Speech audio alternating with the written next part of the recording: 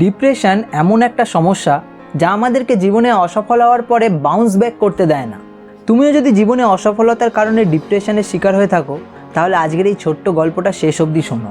এটা তোমাকে ডিপ্রেশন থেকে বেরিয়ে লাইফে কাম ব্যাক করতে সাহায্য করবে।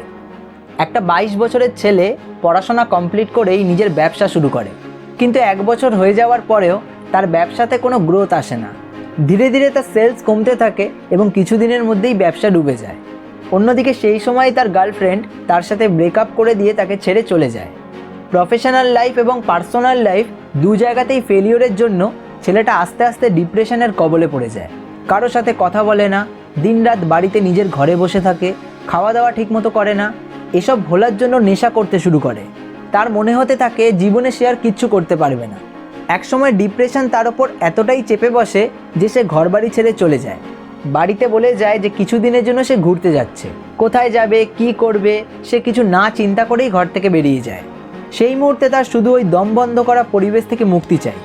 তো সারাদিন হাঁটতে হাঁটতে যখন রাত হয়ে যায়, তখন সে শহরের শেষ প্রান্তে এসে পড়ে। সে একটা বাড়ির বাইরে একটা লোককে দেখতে পায় যে বাড়ির দরজার পাশে কিছু কাজ করছিল। সে তাকে ডেকে বলে যে, দাদা, আজকের রাতটা আপনার বাড়িতে থাকতে দেবেন? খুব বিপদের মধ্যে আছি। সেই লোকটা উত্তর দেয়, এটা আমার বাড়ি নয়, আমি এখানে চুরি করতে এসেছি। তুমি চাইলে আমার সাথে আমার বাড়িতে যেতে পারো। ছেলেটার কাছে সেই মুহূর্তে কোনো উপায় না থাকায় চোরের সঙ্গেই তার বাড়ি চলে যায়। আর পরের 1 সপ্তাহ সেই চোরটার বাড়িতেই থেকে যায়। সে দেখে চোরটা প্রতিদিন রাতে চুরি করতে বেরোয় আর সকালে খালি হাতে ফিরে আসে। 1 সপ্তাহ এরকম দেখার পর সে চোরটাকে জিজ্ঞেস করে, তুমি প্রতিদিন রাতে বেরো চুরি করতে আর সকালে খালি হাতে ফিরে আসো, তোমার ডিপ্রেসড লাগে না? চোরটা উত্তর দেয়, না, লাগে না। কারণ আমি জানি আমি যদি প্রতিদিন ধৈর্য ধরে নিজের কাজ করতে থাকি, তাহলে 7 দিন হয়নি তো কি হয়েছে, 8 নাম্বার দিনে হয়তো আমি আমার কাজে সফল হব। হাল ছেড়ে দিয়ে ঘরে বসে গেলে তো কিছুই হবে না। এটা শুনে ছেলেটা প্রথম শিক্ষা পেল। সে বুঝলো যে কোনো কাজে সফলতা একবারে আসে না, বারবার ফেলিওরকে পেরিয়ে তবেই সফল হওয়া যায়। এরপর সে তাকে ধন্যবাদ জানিয়ে সেখান থেকে বেরিয়ে পড়ল। সেদিন দুপুরে হাঁটতে হাঁটতে সে হঠাৎ দেখতে পেল একটা কুকুর রাস্তায় বারবার ছুটে কোথাও একটা যাচ্ছে, আবার হাঁপাতে হাঁপাতে ফিরে আসছে। বেশ কয়েকবার এরকম দেখার পর সে ব্যাপারটা কি বোঝার জন্য কুকুরটার পেছন পেছন গেল। গিয়ে দেখলো কুকুরটা পাশের একটা পুকুরের কাছে বারবার জল খেতে যাচ্ছে। তারপর পুকুরের জলে নিজের ছায়া দেখেই ভয় পেয়ে পালিয়ে যাচ্ছে। জলের তেষ্টায় আবার পুকুরের কাছে যাচ্ছে, আবার ভয় পেয়ে পালিয়ে যাচ্ছে।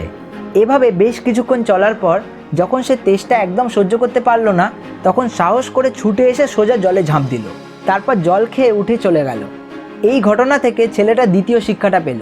সে বুঝলো জীবনে যখন ফেলিওরের ভয় সামনে এগোতে দেয় না, ডিপ্রেশনে ফেলে দেয়, তখন সাহস করে একটা বড় জাম্প নেওয়া উচিত। কে জানে, হয়তো সেই জাম্প ফেলিওরকে ওভারকাম করে আমাকে সাকসেসের সামনে এনে দাঁড় করাবে।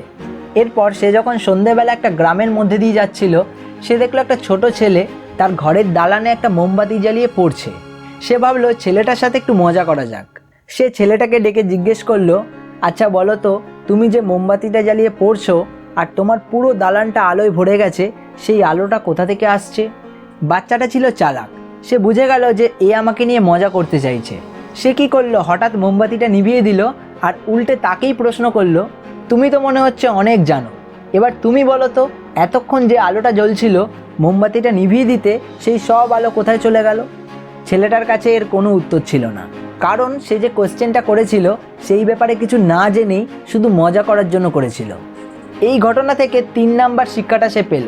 সেটা হলো জীবনে কোনো কিছু শুরু করার আগে তার ব্যাপারে নলেজ গ্যাদার করা খুব দরকার। না শিখে কোনো কিছু করতে গেলে অসফল হওয়ার চান্সই বেশি থাকে। এই 3টে শিক্ষা ছেলেটার লাইফ একদম বদলে দিল।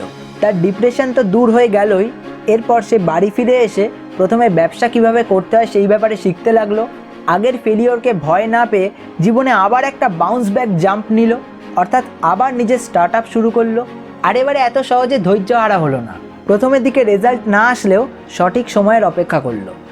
আমরাও যদি আমাদের জীবনে ডিপ্রেশনের সময় 3টে কাজ করতে পারি, অর্থাৎ ফেলিওরের ভয় না পেয়ে আবার নতুন করে কাজে ঝাঁপিয়ে পড়তে পারি, যে কাজটা করব তার ব্যাপারে প্রপার নলেজ গ্যাদার করতে পারি, আর অল্পেতেই হার না মেনে ফলাফলের জন্য ধৈর্য ধরতে পারি, তাহলে ডিপ্রেশনকে হারিয়ে আমরা লাইফে আবার বাউন্স ব্যাক তো করতে পারবোই, সাথে সাথে পরের বার সফল হওয়া থেকেও আমাদের কেউ আটকাতে পারবে না। সাকসেস উইন্ডো থেকে আমি নীলাদ্রি ছিলাম তোমাদের সাথে। ভিডিওটা ভালো লেগে থাকলে এটা তোমার চেনা পরিচিতদের সাথে শেয়ার করো। তোমার একটা শেয়ার হয়তো কাউকে ডিপ্রেশনের সাথে লড়াই করতে সাহায্য করবে। আমার মোটিভেশনের জন্য একটা লাইক দিয়ে যেও, সাথে এই চ্যানেলকে এখনো সাবস্ক্রাইব না করে থাকলে সাবস্ক্রাইব করে যেও। দেখা হচ্ছে খুব তাড়াতাড়ি আরও একটা নতুন ভিডিওতে। ততক্ষণ stay happy, stay healthy and stay motivated.